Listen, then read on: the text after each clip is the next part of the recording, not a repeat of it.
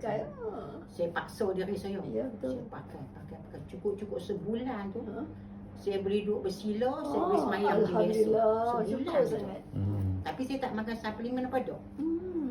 Pens dengan stocking je. Bagus Bila saya pergi majlis macam kuliah kan, dia pun mesti spare kerusi dekat dia. Dia kata ni, Yeti ni kerusi duduk sana ni. Tak mau lah kerusi.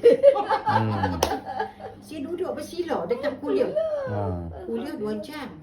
Lepas tu dia bila buat macam orang kata macam buat bacaan Yasin kan, untuk orang sakit. Saya pergi duduk 2 jam sambil pergi tas kira sambil baca Yasin kan.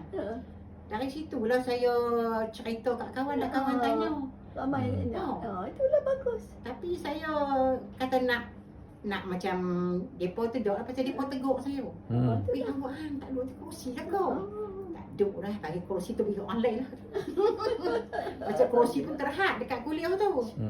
Alhamdulillah tu. Bila kita dah ada testimoni sendiri kan, seronok sangat.